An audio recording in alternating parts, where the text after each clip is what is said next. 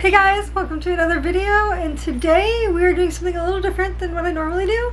Lately, these past couple months, I've been doing a lot of cooking and a lot of experimenting on my channel with like food, and today I wanted to try something a little more challenging, and that is I'm going to be making dinner for my mom's family for a week with a very limited budget, $150 budget for the week. This is 8 people, and it's only a budget for dinner, so this is super exciting. I have to start off this challenge by saying that my siblings are the biggest pickiest eaters I know. Like, the list of what they will not eat is immaculate, and I want to try to keep within that range of what they can or cannot eat, because that's what my mom bless you. That's what my mom has the biggest challenge in, is finding what to make that covers all that they don't want to eat, but is still like healthy and balanced. And so that's where I'm going to take up the challenge today. Why is the budget so small for an 8-person household for a week of eating? It's because my mom has an extensive pantry. My mom's pantry is huge and is stacked with a lot of food, so we're not going to be going out and getting a lot of food, but I will add those food items to the budget overall, so that if somebody is looking at this and wanting to take inspiration and they don't have these ingredients themselves at home, then they can go out and already know how much it's going to cost for doing this week of food. With all that being said, I already sat down and came up with a kind of comprehensive list.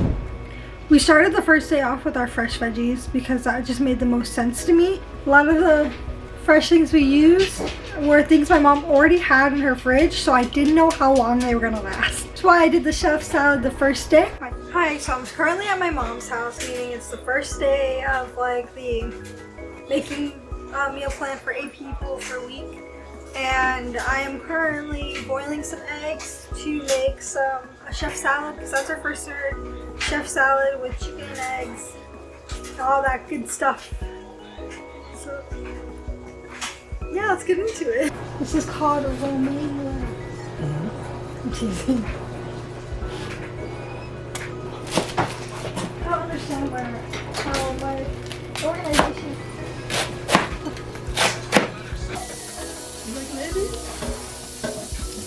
What do you think of my man voice when I try to like deepen my voice? Like, what do you think? Like, this is my if I was a guy voice, this is how I would talk. It's your voice just deeper, yeah. Does it sound like a guy's voice? Yeah. Yeah, it doesn't. There are times where you're not trying and it sounds like a guy's voice. It's cool. People used to say my voice was really low, and I didn't know whether they meant high-pitched low or quiet low, and I just assumed that everybody meant quiet low, so I started talking really loud. And then people were saying it was too low, and so I was like, okay, so maybe I should bring it up an octave, but then I didn't bring it down in like sound. Like, I brought it up in pitch, but didn't bring it down in sound. So she's like, oh my god, hi guys, how are you doing? Oh, definitely. Is it not for you? This is my voice. Uncut, unfiltered. That's crazy.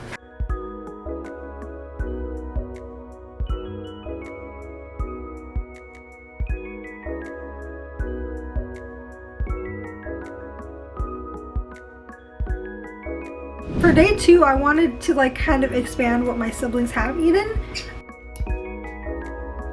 At my mom's house for day 2, making meals for them.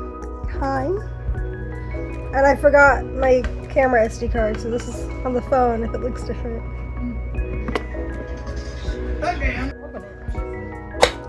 Oh, it's a chickpeas. Well, last night, I don't know how it's sealed, but that's pita dough that's set to rise for 15 minutes. This is the chickpea stuff we were making yesterday that we were just cooking until the chickpeas are soft and then adding some heavy cream to help thicken it. I know they're not a fan of trying like new things, but I really wanted to have them try this Indian dish I saw online, which was this chickpea stew. I'm just calling it chickpea stew. I'm so sorry, I do not know the name. Cannot find it anywhere. I don't know where I saw this. Damn, you're so strong, you're shaking the camera.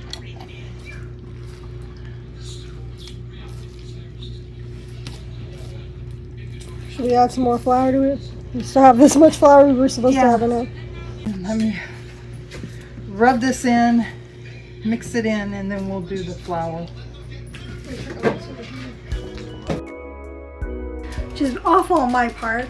Should have wrote it down. But that was the reason behind it. Also, like, chickpeas is a good source of protein, and it also made a large batch, which we were then able to have for leftovers on the final day.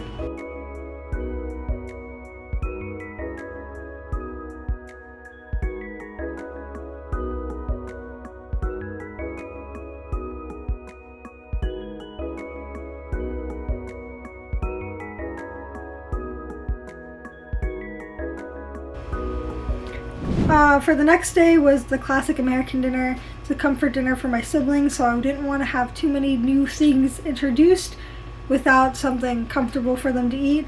So I had just pan-seared chicken with macaroni and green beans. And they loved it. It was basic, simple, easy. It took like 10 minutes. No, it took like 30 minutes. 10 minutes is a lie. Did not take 10 minutes. But the marinade for the chicken was super easy to do, just squeezing out the juice of an orange, juice of lemon, salt, pepper, sage, and then throwing it in the fridge for 24 hours. Like, no problem at all. I did that all on the first day. Easy peasy, and it was so flavorful. I highly recommend it. Citruses are so good in like meat marinades.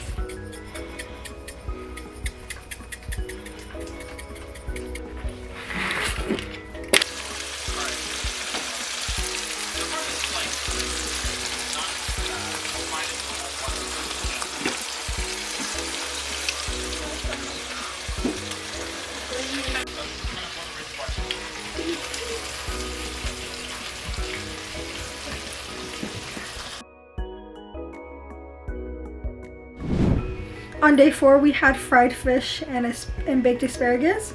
This is because my siblings really like fish sticks and stuff, but I wanted to be able to control a little bit more on like the health of what they're eating and like them being more mindful, because they said they don't like fish, and then I made this and they like this. You know, like I wanted them to be open to the idea of maybe they don't like how something is prepared at certain places, like certain restaurants or stuff, and you can't equate that to everything that is ever made, so you should at least give it at least one try. And that's what I say. I don't force them to try it either. They don't have to. They just, if they can, I encourage them to try at least one bite. If not, just load up on the other food. Day 5 was kind of a leftover day also. We had a lot more leftovers than I anticipated.